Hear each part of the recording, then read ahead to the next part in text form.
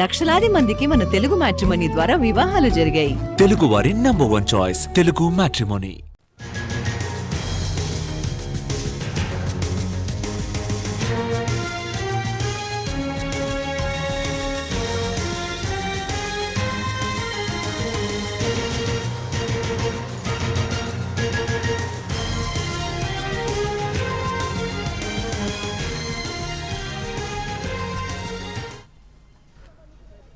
Phone tapping కేసులో కీలక పరిణామం చోటు చేసుకుంది. ఎస్ఐబీ మాజీ ఓఎస్డీ ప్రభాకర్ రావును ప్రకటిత నేరస్తుడిగా ప్రకటించేందుకు మార్గం సుగమమైంది. హైదరాబాద్ పోలీసులు వేసిన పిటిషన్ను నాంపల్లి కోర్టు ఆమోదించింది. దీంతో పోలీసులు ప్రభాకర్ రావును ప్రకటిత నేరస్తుడిగా ప్రకటించనున్నారు.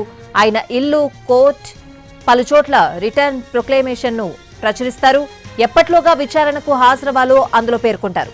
ఆలోగా కోర్టు ముందు హాజరు కాకపోతే కోర్టు ప్రభాకర్ రావును ప్రకటిత నేరస్తుడిగా ప్రకటిస్తుంది. అదే జరిగితే ప్రభాకర్ రావు స్థిర చరాస్తులను జప్తు చేసే అవకాశం ఉంటుంది. నిజానికి పోలీసులు జనవరిలోనే పిటిషన్ వేసిన ప్రభాకర్ రావు న్యాయవాదులు దీన్ని వ్యతిరేకించారు. ఇరు వర్గాల వాదనలు విన్న కోర్టు తాజాగా తీర్పును ప్రకటించింది. ఇదే కేసులో శ్రవణ్ రావును కూడా ప్రకటిత నేరస్తుడిగా ప్రకటించాలని పోలీసులు పిటిషన్లో కోరారు. అయితే విచారణకు హాజరు కావడంతో శ్రవణ్ రావు పేరును ఉపసంహరించుకున్నారు. ప్రస్తుతం ప్రభాకర్ రావు అమెరికాలో ఉన్నారు. ఇప్పటికే రెడ్ కార్నర్ నోటీస్ జారీ అయింది. పాస్పోర్ట్ కూడా సీజ్ అయింది. ప్రభాకర్ రావును విచారిస్తేనే ఈ కేసుకు సంబంధించిన కీలక విషయాలు వెలుగులోకి వస్తాయని పోలీసులు అంటున్నారు. అందుకే ప్రకటిత నేరస్తుడిగా గుర్తించేందుకు ప్రయత్నిస్తున్నారు.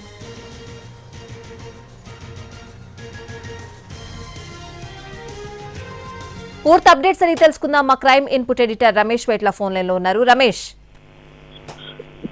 ప్రభాకర్ రావుని ప్రకటిత నేరస్తుడిగా ప్రకటించేందుకు అటు పోలీసులు పూర్తిగా రంగం తీస్తారు. ఇవాళ ఎప్పుడు హాజరు కావాలి అన్న దాని మీద ఇవాళ ప్రకటించే అవకాశం ఉంది. అయితే నిన్న నాంపల్లి కోర్టు ఇందుకు సంబంధించి తీర్పు ఇచ్చింది. అతన్ని ప్రకటిత నేరస్తుడిగా ప్రకటించవచ్చని కూడా అనుమతి ఇచ్చింది. అయితే ఈ నేపథ్యంలో ఇవాళ అతనికి సంబంధించిన వ్యవహారంలో కీలక పరిణామం చోటు చేసుకునే అవకాశం ఉంది. ప్రకటిత నేరస్తుడిగా ఇవాళ సిటీ పోలీసులు ప్రకటించబోతున్నారు. అయితే ఈ ప్రకటన తర్వాత అతని చిరాస్తులను కూడా అధికారులు జప్తు చేసే అవకాశం ఉంటుంది. అంతేకాకుండా ఎవరైనా పౌరులకి కనబడ్డప్పుడు వాళ్ళు ఇంటిగా పట్టుకొని విచారణ అధికారులకు అప్పగించే అవకాశం ఉంటుంది. అయితే ఇదే కేసు సంబంధించినదే ఇదే తరహాలో ప్రకటిత నేరస్తుడిగా శ్రవణ్ రావుని ప్రకటించాలని కూడా గతంలో పోలీసులు పిటిషన్ దాఖలు చేశారు. అయితే అప్పుడు ఆ సుప్రీంకోర్టుకి వెళ్లి రిలీఫ్ తెచ్చుకోవడంతో అతను నేరుగా వచ్చి పోలీసులు అయితే హాజరు కావడం జరిగింది. అయితే మళ్ళీ ఇప్పుడు అతను విచారణకు సహకరించట్లేదని చెప్పి కూడా పోలీసులు ఒక పిటిషన్ అయితే దాఖలు చేశారు. అయితే ఇప్పుడు చూసినైతే ప్రభాకర్ వ్యవహారంలో అటు పోలీసులు పూర్తిగా దూకుడుగా వ్యవహరిస్తున్నారు. ఫోన్ ట్యాపింగ్ వ్యవహారంలో ఆ కీలకంగా ఉన్న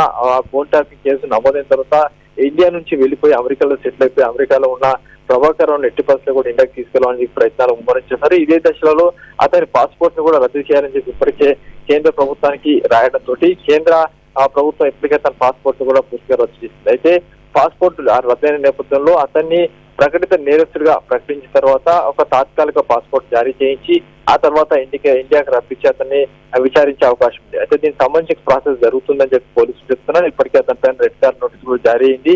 కాబట్టి అతని ఎట్టి పరిస్థితుల్లో తప్పనిసరిగా అటు ఇండియాకు వచ్చి హైదరాబాద్ సిటీ పోలీస్ దగ్గర హాజరు కావాల్సిన పరిస్థితి మాత్రం నెలకొనుంది. Swathi. Right Ramesh, thanks for the updates.